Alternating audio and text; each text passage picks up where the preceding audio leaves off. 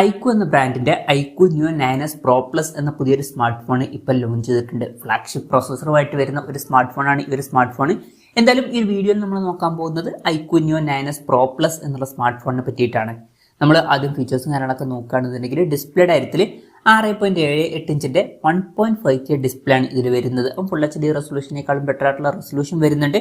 OLED പാനലാണ് ഇതിൽ ഉപയോഗിച്ചിരിക്കുന്നത്. പിന്നെ LTPO എന്നുള്ള ഫീച്ചറും ഇതിൽ സപ്പോർട്ട് ചെയ്യുന്നുണ്ട്. അതായത് റിഫ്രഷ് റേറ്റ് 1 ഹെർട്സിന്റെയും 144 ഹെർട്സിന്റെയും ഇടയിലായിട്ട് അഡ്ജസ്റ്റ് ചെയ്യാൻ കഴിയുന്നതായിരിക്കും. ഇതിൽ മാക്സിമം 144 ഹെർട്സിന്റെ റിഫ്രഷ് റേറ്റ് ആണ് സപ്പോർട്ട് ചെയ്യുന്നത്.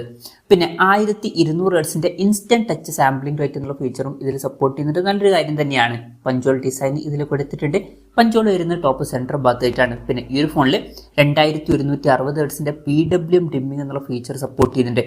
പീക്ക് ബ്രൈറ്റ്നസ് വരുന്നത് 3000 നിറ്റ്സ് ആണ്. അപ്പോൾ ഡിസ്പ്ലേ ഫീച്ചേഴ്സ് നമ്മൾ മൊത്തത്തിൽ നോക്കുകയാണെന്നുണ്ടെങ്കിൽ അത്യാവശ്യം നല്ല ഡിസ്പ്ലേ ഫീച്ചേഴ്സ് തന്നെ ഈ ഫോണിൽ വരുന്നുണ്ട് എന്ന് പറയാവുന്നതാണ്. LTPO ഫീച്ചർ അടക്കമുള്ള ഫീച്ചേഴ്സ് ഇതിൽ വരുന്നുണ്ട്.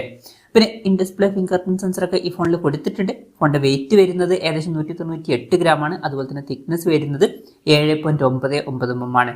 പിന്നെ ഈ ഫോണിന്റെ ഗ്ലാസ് ബാക്ക് ബോഡിയുമായിട്ട് വരുന്ന വെർഷനും അതുപോലെ തന്നെ ലെതർ ബാക്ക് ബോഡിയുമായിട്ട് വരുന്ന ഒരു വെർഷനും വരുന്നുണ്ട്.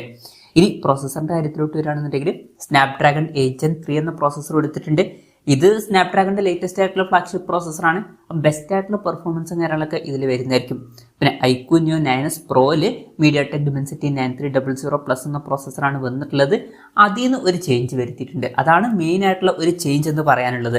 പിന്നെ 5G സപ്പോർട്ടും കാര്യങ്ങളൊക്കെ ഇതിൽ വരുന്നതായിരിക്കും. ഈ ഒരു ഫോണിന്റെ ബേസ് വേരിയന്റിൽ 12 GB റാമും 256 GB ഇന്റേണലുമാണ് വരുന്നത്.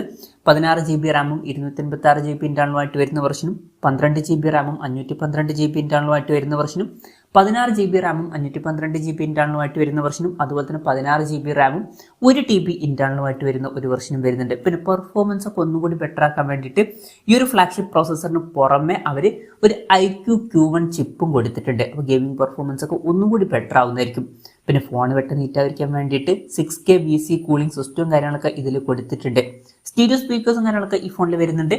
പിന്നെ Android 14 ബേസ് ആയിട്ടുള്ള സോഫ്റ്റ്വെയർ ആണ് ഈ ഫോണിൽ വരുന്നത്. ക്യാമറയുടെ കാര്യത്തിലോട്ട് വരികയാണെന്നുണ്ടെങ്കിൽ ഫോണിന്റെ പിന്നിൽ ഡ്യുവൽ ക്യാമറ സെറ്റപ്പാണ് കൊടുത്തിരിക്കുന്നത്. 50 mega pixel main camera sensor ഈ ഫോണിൽ വരുന്നുണ്ട്. ഇത് സോണി IMX921 സെൻസറാണ്. വോയിസിന്റെ സപ്പോർട്ട് വരുന്നുണ്ട്. സെൻസർ സൈസ് വരുന്നത് 1/1.56 ഇഞ്ചാണ്. പിന്നെ രണ്ടാമത് 50 മെഗാ പിക്സൽ ഒരു അൾട്രാ വൈഡ് ആംഗിൾ ലെൻസും കൊടുത്തിട്ടുണ്ട്. ഫ്രണ്ടിൽ 16 മെഗാ പിക്സൽ സെൽഫി ക്യാമറ ആണ് വരുന്നത്. അപ്പം ഓൺ പേപ്പർ തിരക്കില്ലാത്തൊരു ക്യാമറ സ്പെസിഫിക്കേഷൻ ഒക്കെ ഇതിൽ വരുന്നുണ്ട് എന്ന് തന്നെ പറയാവുന്നതാണ്.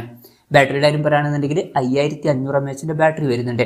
അപ്പോൾ നല്ലൊരു ബാറ്ററി കപ്പാസിറ്റി ഇതിൽ കൊടുത്തിട്ടുണ്ട്. അത് മാത്രമല്ല 120 വാട്ടിന്റെ ഫാസ്റ്റ് ചാർജിങ് സപ്പോർട്ടും വരുന്നുണ്ട്.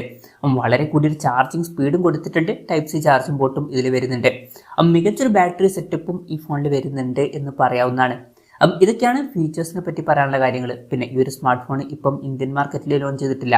ഇപ്പോൾ ചൈനീസ് മാർക്കറ്റിലാണ് ഈ ഫോണിൽ ലോഞ്ച് ചെയ്തിരിക്കുന്നത്. ചൈനീസ് മാർക്കറ്റിൽ ഈ ഫോണിൽ ലോഞ്ച് ചെയ്തിരിക്കുന്നത് 2999 യുവാൻ എന്ന പ്രൈസിംഗിലാണ്. അതായത് 34,500 രൂപ പ്രൈസ് റേഞ്ചിൽ. ആ ഒരു പ്രൈസ് റേഞ്ചിൽ ഈ പറഞ്ഞിട്ടുള്ള ഫീച്ചേഴ്സ് എങ്ങനെയുണ്ടെന്ന് വെച്ചാൽ വളരെ മികച്ച ഫീച്ചേഴ്സ് ആണ് എന്ന് തന്നെ പറയേണ്ടി വരും. മികച്ച ബെസ്റ്റ് ആയിട്ടുള്ള ഡിസ്പ്ലേ ഫീച്ചേഴ്സ് ഇതിൽ കൊടുത്തിട്ടുണ്ട്. അതുപോലെ തന്നെ ബെസ്റ്റ് ആയിട്ടുള്ള പ്രോസസ്സർ തന്നെ ഇതിൽ വരുന്നുണ്ട്. ഓൺ പേപ്പർ തിരക്കില്ലാത്ത ക്യാമറ സ്പെസിഫിക്കേഷനും അതുപോലെ തന്നെ മികച്ച ബാറ്ററി സെറ്റപ്പും ഇതിൽ വരുന്നുണ്ട്. മൊത്തത്തിൽ നോക്കുമ്പോൾ ഈ ഒരു പ്രൈസ് റേഞ്ചിൽ മികച്ച ഫീച്ചേഴ്സുമായിട്ട് വരുന്ന ഒരു ഫോണാണ് ഈ ഫോൺ എന്നൊക്കെ പറയാവുന്നതാണ്. ഇനി ഇന്ത്യൻ മാർക്കറ്റിൽ ഈ ഫോൺ ലോഞ്ച് ചെയ്യുമെന്ന് വെച്ചാൽ ചിലപ്പം ലോഞ്ച് ചെയ്തേക്കാം. പക്ഷെ അതിനെ പറ്റിയിട്ടുള്ള കൂടുതൽ കാര്യങ്ങൾ ഇപ്പം പറയാൻ കഴിഞ്ഞിട്ടില്ല. പിന്നെ ലോഞ്ച് ചെയ്യുകയാണെന്നുണ്ടെങ്കിൽ ഈ ഒരു പേരിൽ ആയിക്കൊള്ളണം എന്നില്ല ഈ ഫോണിൽ ലോഞ്ച് ചെയ്യുന്നത്. ചിലപ്പം വേറെ പേരിലൊക്കെ ആയിട്ട് ലോഞ്ച് ചെയ്തേക്കാം. എന്തായാലും അതിനെ പറ്റിയിട്ടുള്ള കൺഫർമേഷൻസ് ഒന്നും ഇപ്പം പുറത്ത് വന്നിട്ടില്ല. അതിനെ പറ്റിയിട്ടുള്ള എന്തെങ്കിലുമൊക്കെ ന്യൂസുകൾ വരികയാണെന്നുണ്ടെങ്കിൽ അതിനെ പറ്റിയിട്ടുള്ള വീഡിയോസൊക്കെ നമ്മൾ ചെയ്യുന്നതായിരിക്കും. അപ്പം അതുപോലുള്ള വീഡിയോസ് കാണാൻ താല്പര്യം ഉണ്ടെന്നുണ്ടെങ്കിൽ ഈ ചാനൽ സബ്സ്ക്രൈബ് ചെയ്യാവുന്നതാണ്.